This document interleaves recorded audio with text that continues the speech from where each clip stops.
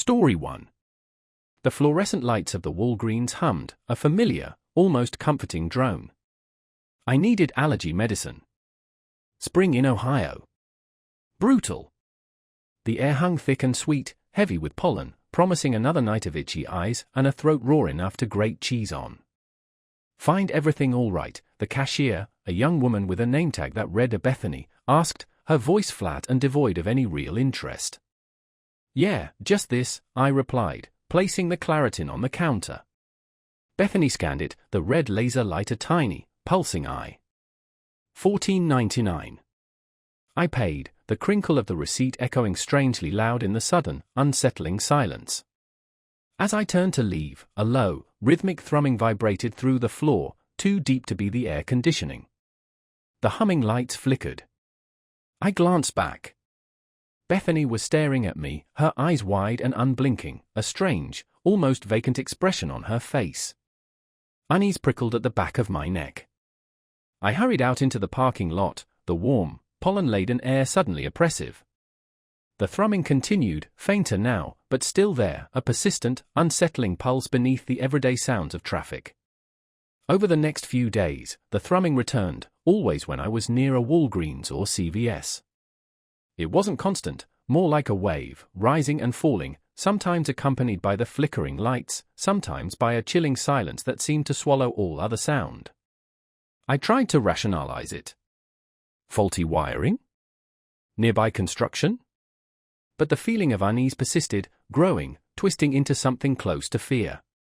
One evening, I stopped at a CVS for bottled water. The thrumming was intense, resonating deep within my chest. The shelves seemed to shimmer, the brightly colored packages blurring at the edges. A dizzying nausea swept over me. I grabbed a bottle of water and stumbled to the counter. The cashier, a young man with acne and a vacant stare, didn't speak.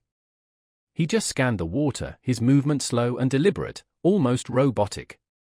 As I paid, I noticed a strange symbol etched into the countertop, a series of interconnected circles and spirals that seemed to shift and writhe under my gaze. I fled, my heart pounding against my ribs. The thrumming followed me, growing stronger, filling the air with an almost physical pressure. I looked back. The CVS stood bathed in an unnatural, pulsating light, the windows dark and empty, like vacant eyes staring out into the night. I started avoiding Walgreens and CVS, driving miles out of my way to shop at smaller, independent pharmacies. But the thrumming persisted, spreading, permeating the very air I breathed. It was in the rustling of leaves, the hum of the refrigerator, the static on the radio. The world around me seemed to be subtly wrong. The colors were too vibrant, the shadows too deep, the silence too profound. My sleep became fractured, punctuated by vivid, unsettling dreams. I dreamt of endless aisles lined with identical products, stretching out into infinity, the fluorescent lights flickering in a hypnotic rhythm. I dreamt of faceless figures in white coats, their movements slow and deliberate, their eyes blank and unseeing. I dreamt of the symbol, the interconnected circles and spirals, growing, expanding, consuming everything in its path. One night, driven by a desperate need to understand, I returned to the first Walgreens, the one where it all began. The parking lot was empty. The building was dark, the windows black and reflective. The only light came from the street lamps, casting long, distorted shadows. The thrumming was deafening, vibrating through the asphalt, up my legs, into my very bones. I approached the entrance, my hand trembling as I reached for the door. It was unlocked. I stepped inside. The air was thick and heavy, with a strange, metallic scent. The shelves were bare, stripped clean. The fluorescent lights flickered erratically, casting the empty aisles in a stroke. The thrumming was almost unbearable, resonating deep within my skull, making my teeth ache. Then, I saw them. Figures. Dozens of them. Standing motionless in the aisles, their backs to me. They were dressed in white coats, their forms indistinct in the flickering light. The silence was absolute, broken only by the rhythmic thrumming and the erratic flicker of the lights. I wanted to scream, to run, but I was paralyzed, rooted to the spot by a terror so profound it bordered on awe. Slowly, one of the figures turned. Its face was smooth, featureless, a blank canvas of pale flesh. It raised a hand, its fingers long and slender, and pointed towards the back of the store. Drawn by an unseen force, I followed, my legs moving mechanically, as if controlled by an external will. The figures parted as I passed, their silence oppressive, their blank faces staring into my soul. At the back of the store, I found a door I hadn't noticed before. It was slightly ajar, a faint, pulsating light emanating from within. The thrumming intensified, reaching a crescendo that threatened to shatter my eardrums. I reached for the door, my hand trembling uncontrollably. What lay beyond, I don't know. I woke up in my bed, the sun streaming through the window, the air thick with the scent of pollen. The thrumming was gone. The world seemed normal, ordinary. But the memory lingered, a cold, unsettling presence in the back of my mind. Now, every time I see a Walgreens or a CVS, I feel a prickle of unease, a faint echo of that terrifying thrumming. I avoid them whenever possible. I can't shake the feeling that something is watching, waiting, lurking just beyond the veil of the ordinary, hidden in the fluorescent lit aisles, behind the shelves stocked with everyday products. And sometimes, late at night, when the world is quiet, I swear I can still hear it, that low, rhythmic thrumming, a promise of something vast, unknowable, and utterly terrifying. Story 2. Story 2, The Fluorescent Hum. It was 3:17 a.m. My daughter Lily had a croupy cough, that barking seal sound that rips through a parent's sleep like a rusty chainsaw. The Walgreens on Peach Street was the only 24-hour pharmacy within a 20-mile radius of our isolated farmhouse. Bleary-eyed, I pulled on jeans and a hoodie, scooped Lily up, and bundled her into the car. The drive was uneventful. Just the rhythmic swoosh of wipers against the rain-slicked windshield and Lily's occasional whimpers. Walgreens was a beacon of sickly green fluorescence in the pre-dawn darkness. Inside, the sterile, overly bright space felt unsettlingly empty. Only a lone cashier, a young woman with tired eyes and a name tag that read Brenda, occupied the front. "Just need some cough syrup," I mumbled, heading towards the pharmacy. Brenda offered a weak smile, her gaze seeming to drift past me, towards the back aisles. A chill, unrelated to the air conditioning, settled in my bones. The pharmacist, a man with a thinning comb-over and a perpetually pinched expression, handed me the syrup. As I paid, I noticed a faint, high-pitched hum emanating from somewhere within the store. It was almost imperceptible, like the whine of a mosquito a mile away, but it vibrated in my teeth and behind my eardrums. Back in the aisle with cough medicines, I felt a prickle on the back of my neck. I turned. No one. Just rows of brightly colored boxes, their cheerful labels mocking the growing unease in my gut. The humming intensified, now a distinct, throbbing pulse. Lily stirred in my arms, whimpering again. "Shush, baby," I whispered, trying to soothe her, and myself. As I turned to leave, I saw it. In the reflection of the shiny linoleum floor, beyond the last aisle, a distorted, elongated shadow stretched and pulsed. It wasn't human. Not entirely. My heart hammered against my ribs. I spun around, but the aisle was empty. Just shelves stocked with vitamins and supplements, all bathed in the unnerving green glow of the fluorescent lights. The humming seemed to be coming from everywhere and nowhere at once. I hurried towards the front, Lily now fully awake and crying. Brenda was gone. The cash register was empty. The humming grew louder, morphing into a low, guttural drone that seemed to vibrate the very air around me. The walls seemed to shimmer, the shelves blurring at the edges. The familiar, mundane space was twisting into something else. Panic clawed at my throat. I fumbled for the door, my hand shaking so badly I could barely grip the handle. Finally, it swung open, revealing the blessedly normal darkness outside. I stumbled out into the rain, gasping for breath, Lily still crying in my arms. As I fumbled with the car keys, I glanced back at the Walgreens. The fluorescent lights still buzzed, casting an eerie glow on the empty interior. But something else was there, too. In the far corner, near the pharmacy counter, a shape shifted and writhed in the shadows, obscured by the shimmering distortion of the air itself. It wasn't Brenda. It wasn't the pharmacist.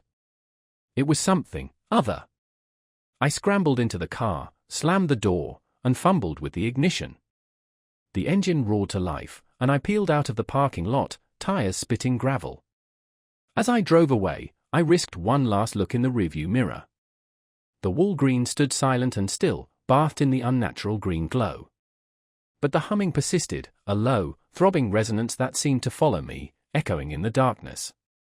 I could still feel it vibrating in my teeth, a phantom sensation that clung to me like a second skin. Days later, I drove past the Walgreens again, in the daylight. It looked normal. Mundane. Brenda was back behind the counter, her tired eyes focused on a magazine. The pharmacist was filling prescriptions, his pinched expression unchanged. There was no humming. No shimmering. No shadows. But the memory lingered, a cold knot in my stomach. Sometimes, late at night, when the house is quiet, I think I can still hear it, the faint, high-pitched hum, a whisper from a place beyond understanding. And I wonder what I really saw that night in the Walgreens. What lurked behind the fluorescent glow, in the spaces between the shelves, in the silence between the breaths. I wonder if it's still there, waiting. And I dread the day I might need to go back. Story 3. Story 3, Fluorescence and the Abyss. It started with a cough. Just a tickle, really, a dry rasp in the back of my throat. I dismissed it, chalked it up to the dry air blasting from the vents in my cramped apartment. But it persisted, growing into a hacking, chest-rattling cough that kept me awake at night. Finally, I relented. A trip to Walgreens was in order. The automatic doors slid open with a whoosh, bathing me in the sterile, overbright fluorescence that's become synonymous with 24-hour pharmacies. The air hung heavy with the sickly sweet scent of artificial cherry cough syrup mingling with the faint, metallic tang of something indefinable. I shuddered, the sudden shift in temperature pricking my skin. Find everything all right? A young woman with name tag that read Ashley stood behind the counter, her smile strained, her eyes dull. I mumbled a response, grabbing a basket and heading towards the cough medicine aisle. The shelves loomed, packed with a dizzying array of brightly colored boxes, each promising relief, each whispering promises of a return to normalcy. But the normalcy I craved felt distant, a fading memory. A low hum emanated from the fluorescent lights above, a subtle vibration that seemed to burrow into my skull. I picked up a bottle of generic cough syrup, the label peeling at the corner. As I turned to leave, I noticed a figure at the end of the aisle. A tall, gaunt man in a dark coat, his face obscured by the shadow of a wide-brimmed hat. He wasn't moving, just standing there, silently observing. I quickly looked away, a shiver crawling down my spine. When I glanced back, he was gone. I checked out, Ashley's smile somehow even more strained than before. "Have a good night," she murmured, her voice flat, devoid of any real emotion. I nodded, clutching the bag containing my purchase, and hurried out into the night. The cool air against my face was a welcome relief, but the unease lingered. I felt a prickling sensation on the back of my neck, as if I were being watched. I quickened my pace, the rhythmic click of my heels against the sidewalk echoing in the deserted streets. Back in my apartment, the silence was oppressive. I took a dose of the cough syrup, the sickly sweet taste clinging to the back of my throat. The hum of the refrigerator, the ticking of the clock on the wall, the creak of the floorboards beneath my feet, all amplified, distorted, imbued with a sinister undercurrent. I tried to sleep, but the cough persisted, a constant, irritating reminder of my growing unease.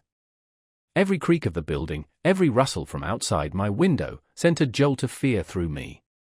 I felt a presence, a weight in the room, something unseen, something malevolent. The next day, the cough was worse. I went back to Walgreens. Ashley was there again, her eyes even duller, her smile even more strained. She didn't acknowledge me, her gaze fixed on some distant point beyond the shelves. I grabbed another bottle of cough syrup, my hands trembling. As I turned to leave, I saw him again. The tall, gaunt man in the dark coat, standing at the end of the aisle, his face still hidden in shadow. He was closer this time. I could feel his gaze, cold and piercing, boring into me. I froze, my breath catching in my throat. He slowly raised a hand, a long, skeletal finger pointing directly at me.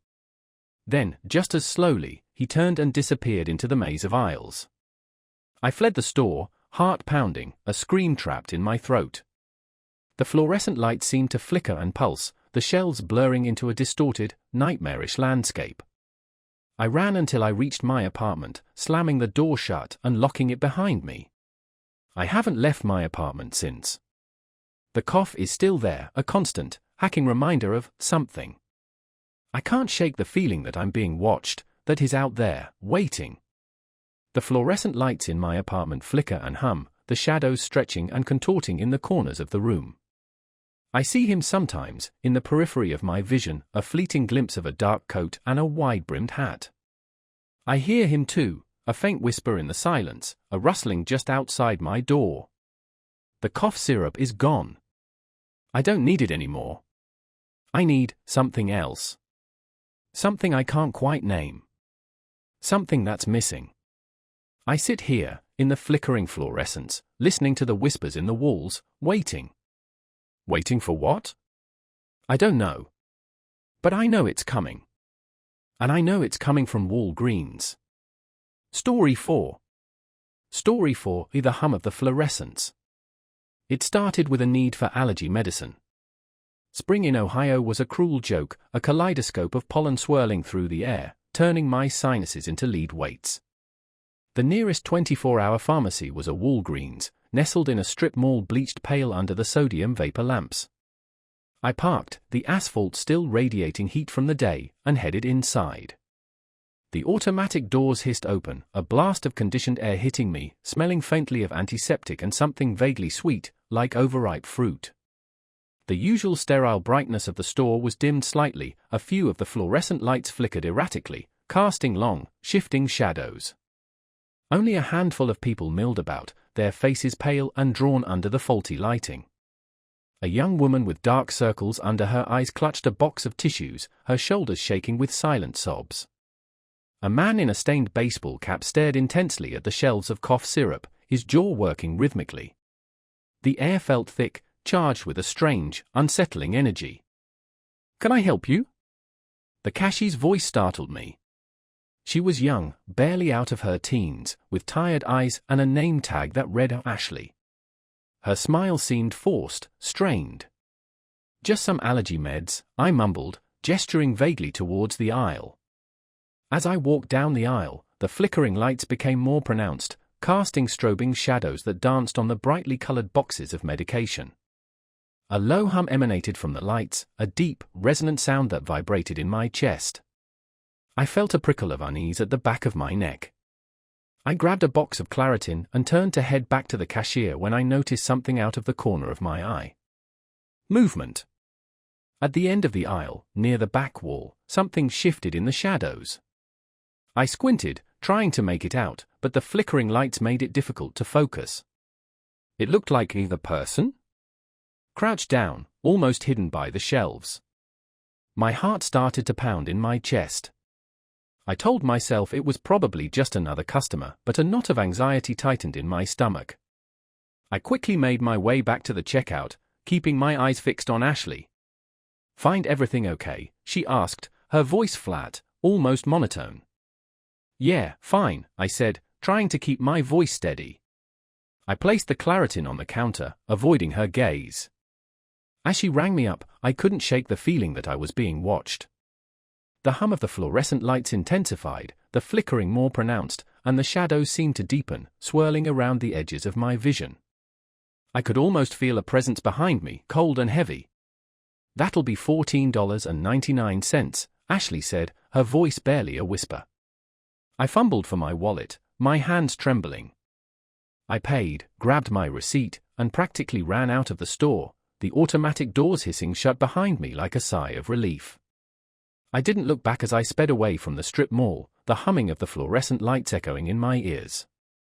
I told myself it was just my imagination, the product of exhaustion and allergies. But the image of that shadowy figure, crouched at the back of the aisle, lingered in my mind, a dark stain on the periphery of my thoughts. The next day, I drove past the Walgreens. It was broad daylight, the sun shining brightly, the parking lot filled with cars. Everything looked normal, almost too normal. I hesitated, then pulled into the lot. I needed to convince myself that it had all been in my head. Inside, the store was bustling with activity. The lights were bright and steady, no flickering, no humming.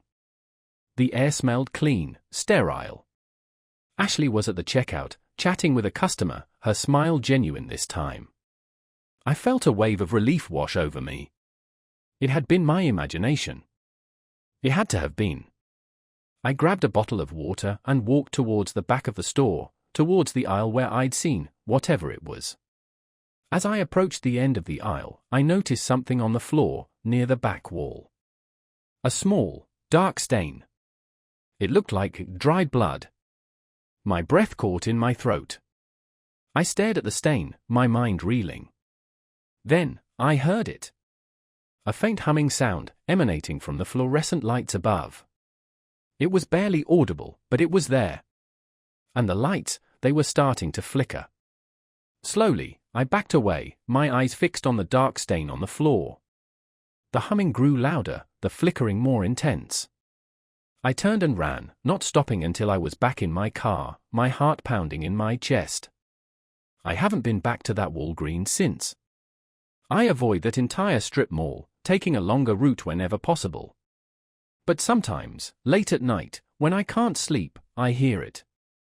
The faint humming of fluorescent lights, and I see that dark stain on the floor, and I wonder, what was it? And is it still there, waiting in the shadows? Story 5. Story 5, Flu Season. It was just a regular Tuesday night. Flu season had hit hard, and my throat felt like sandpaper. I needed cough drops. The 24-hour Walgreens down the street was my only option. I pulled on, the parking lot eerily empty save for a lone, dark sedan parked near the side entrance. I shrugged it off, flu season making everyone cautious, I guess. The automatic doors hissed open, blasting me with that sterile, drugstore air, a mix of antiseptic and cheap chocolate. Fluorescent lights hummed overhead, casting a sickly yellow glow over the aisles. The cashier, a young woman with tired eyes and a name tag that read Beth, barely glanced up from her phone. Just browsing, I croaked, my voice raspy. She grunted in acknowledgement, her attention glued to the screen. I grabbed a basket and wandered towards the cough drop aisle. The silence was unnerving, broken only by the faint hum of the refrigerators in the pharmacy section. It felt wrong. Walgreens was never this empty, even at 3 a.m. I chose a bag of cherry-flavored cough drops and turned back towards the checkout. That's when I saw him. Standing at the end of the aisle, partially obscured by a display of seasonal allergy medication, was a man in a dark coat. He wasn't doing anything, just standing. Watching me. I tried to shake off the unease. Maybe he was just deciding on which antihistamine to buy. But as I walked towards the register, I felt his gaze on my back, a palpable weight. I glanced back. He was still there, unmoving, his face shadowed by the hood of his coat. "That'll be $3.49, Beth mumbled, still engrossed in her phone. I fumbled for my wallet, my hand shaking slightly. I could feel him getting closer. Not walking, but drifting. Like a figure in a bad dream. "Here," I said, my voice barely a whisper. As Beth rang me up, I risked another glance. He was closer now, just a few feet away. I could see his face. Pale, gaunt, with dark circles under his eyes. He wasn't looking at me anymore. He was looking at Beth. And he was smiling. A slow, unsettling smile that made the hair on the back of my neck stand up. I snatched my bag of cough drops and practically ran out of the store, the automatic doors whooshing shut behind me like a sigh of relief. I jumped into my car, locked the doors, and sped away, glancing in my rearview mirror. The dark sedan was still there. The next day, I felt compelled to go back. The unease from the previous night had gnawed at me, a persistent, itching dread. I needed to understand. I needed to know if what I saw was real. The Walgreens was bustling with its usual daytime crowd. Mothers with screaming children, senior citizens comparing vitamin prices, students grabbing snacks before class. It felt normal. Almost reassuringly normal. I approached the counter. A different cashier was on duty, a middle-aged man with a friendly smile. "Excuse me," I asked hesitantly, "did Beth work last night?" The cashier's smile faltered. "Beth? No, she's been out sick for a week. Pretty bad case of the flu." My stomach dropped. "But I saw her last night." The cashier looked at me, a mixture of pity and concern in his eyes. "I'm telling you, Beth's been out sick. No one was working the night shift last night. We had a situation. Someone broke in. Stole a bunch of flu medication. The police are still investigating." I stared at him, the blood draining from my face. The empty store, the dark sedan, the man in the coat. It all clicked into place. A chilling realization washed over me, a wave of pure, unadulterated terror. Did they catch him?" I stammered. The cashier shook his head. "No. Not yet. But they did find something strange. Security footage showed him entering the store, but he never left." I mumbled a thank you and stumbled out of the Walgreens, the bright sunlight suddenly feeling oppressive, the sounds of traffic grating on my nerves. I kept looking over my shoulder, expecting to see him, the man with the unsettling smile, drifting through the crowd. I haven't been back to that Walgreens since. I still need cough drops sometimes. I go to a different store, a CVS, a few miles further away. But even there, in the brightly lit aisles, amidst the shoppers and the pharmacists, I can't shake the feeling that I'm being watched. That is still out there, somewhere, drifting in the shadows, waiting. And sometimes, late at night, when the flu season hits its peak, I see a dark sedan parked near the side entrance of the CVS. Always empty. Always waiting.